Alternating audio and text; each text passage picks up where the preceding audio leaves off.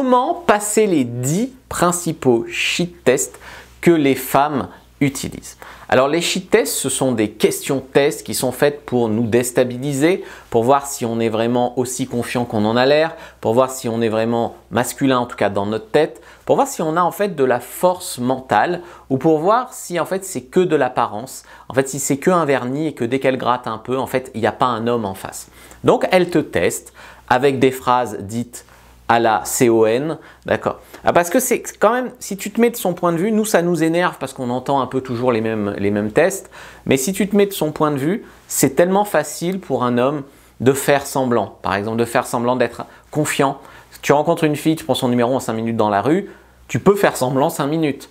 Tu es sur un site de rencontre, tu peux faire ton profil, tu peux raconter ce que tu veux. Donc tu peux faire semblant, tu peux te vendre beaucoup mieux que ce que tu es. Et c'est pour ça que les femmes ont instinctivement ce besoin d'essayer un peu de te tester, de te déstabiliser pour voir si tu es vraiment qui tu prétends, en fait. Pour voir si tu es vraiment qui tu prétends. Et en fait, en fonction de comment tu passes le sheet test, elle peut perdre son intérêt ou l'attraction peut grandir. Un sheet test passé, l'attraction grandit. Un sheet test échoué, l'attraction diminue. Donc ça, c'est la théorie du sheet test. Donc là, j'en ai sélectionné 10. Mes excuses par avance s'il n'y a pas celui que vous venez de prendre. Je vous ai fait une anti-sèche, première dans la description de la vidéo, lien en commentaire épinglé, complètement gratuite. Prenez-la sur les principaux tests que nous font les femmes. Donc il y en a bien plus que 10 avec les réponses adéquates à leur donner. Donc prenez l'anti-sèche sur les sheet tests, ça pourra vachement vous aider. Alors le premier que j'ai noté ici, c'est tu es trop jeune ou tu es trop vieux. Enfin, un sheet test sur l'âge. Donc là, en fait, l'idée, c'est de lui reprocher le contraire. Donc en fait, si toi, tu es trop vieux, c'est qu'elle est trop jeune, tu vois, par exemple. Donc, si tu vas lui demander si elle a peur de la fougue. Comment ça, je suis trop jeune, tu as peur de ne pas arriver à suivre le rythme avec moi? Donc tu vas lui, quelque part, l'accuser, elle, d'avoir peur de ta fougue. Et si tu es trop vieux, comment ça, tu as peur de l'expérience? Tu as peur d'apprendre un truc? Tu vois, comment ça, je suis trop vieux? Et donc en fait, tu gardes ta confiance et tu la renvoies à elle en position de justification. Ce qui est une manière de passer les sheet tests. Il y a d'autres manières, c'est de répondre un peu n'importe quoi qui lui fait comprendre que sa question est absurde. Réponse absurde, question absurde. Deuxième sheet test, c'est « tu n'es pas assez grand pour moi ». Tu n'es pas assez grand pour moi, c'est un sheet test sur la taille. Pourtant, je suis plus grand que toi, parce que des fois, elle te dit que tu n'es pas assez grand, mais tu fais quand même 5 cm de plus qu'elle. Ou pourquoi tu me parles de la taille, tu as des choses à te prouver. Voilà. Donc, je ne suis pas assez grand pour toi. Tom Cruise et Nicole Kidman, ça te parle, je ne sais pas, n'importe quoi.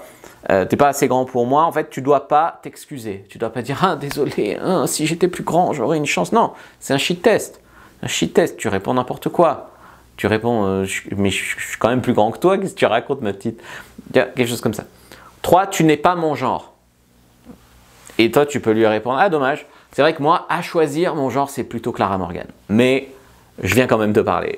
Et tu vois, donc là, pareil, tu lui expliques, c'est pas mon genre, pas mon genre. Et ton genre, c'est quoi, masculin ou féminin? En fait, n'importe quoi, en fait, qui lui fait comprendre que ça se fait pas. Déjà, c'est très impoli, c'est absurde, c'est méchant, c'est blessant. Elles ne se rendent pas compte, en fait. Elles sont dans une programmation où elles veulent finalement te tester, te déstabiliser pour voir comment tu réagis, te mettre mal à l'aise, etc.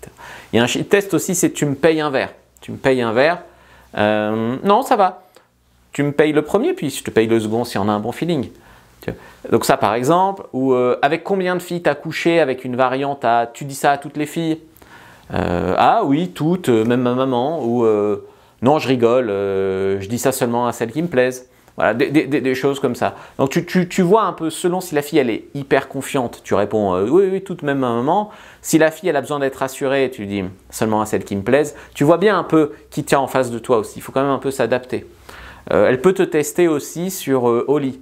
Tu dois en avoir une grosse toi, ou comment je sais que tu vas être un bon coup et que ça va valoir le coup, etc. Ben, en fait, tu ne peux pas commencer à te dire je vais te faire ci, je vais te faire ça. Voilà, tu rentres trop dans la justification. Simplement lui dire d'habitude les filles me rappellent en tout cas. Et elle va te dire ah ben c'est bon signe déjà. Tu vois, quelque chose comme ça. Tu ne dois pas en fait la convaincre. Il n'y a pas un moment où tu dois convaincre la fille, marquer des points. Non, ça non. Je donne pas mon numéro comme ça. Ça peut être, mais tu as d'autres façons de le donner.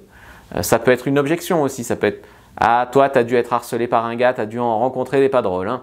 Ou alors, signaux de fumée, ça te va? Voilà, n'importe quoi en fait, pareil. Moi j'aime bien tu as d'autres façons de le donner, puisqu'elle dit je donne pas mon numéro comme ça.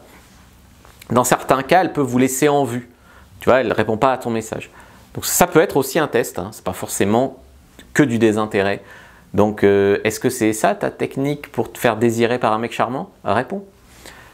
Elle peut te demander c'est quoi ton body count? J'en sais rien. T'es un dragueur toi? Ça m'arrive de temps en temps. Et toi, tu dragues? On couchera pas ensemble? Pourquoi t'en parles alors? Voilà, il y en a plein, il y a autant presque de réponses que de cheat tests. Le truc, c'est de comprendre un petit peu l'état d'esprit des réponses. Donc, soit répondre de façon absurde, soit lui montrer que c'est très impoli, soit elle la mettre en position de se justifier, soit si elle a besoin d'être rassurée, faire une réponse gentille comme tu dragues toutes les filles, non, je drague seulement celles qui me plaisent. Tu vois. Il ne faut jamais en tout cas s'excuser, s'inférioriser, essayer de leur ramer, de la convaincre, de galérer, etc. Si vous voulez vraiment, prenez votre fiche sur les cheat tests, prenez dans la description de la vidéo, lien en commentaire épinglé, likez, commentez, partagez, regardez une autre vidéo de la chaîne avant de partir. Et si vous voulez un accompagnement, du coaching, cliquez à côté de l'icône téléphone dans la description. Si vous regardez sur un autre réseau social comme Insta ou TikTok, abonnez-vous dans le lien dans la bio du compte.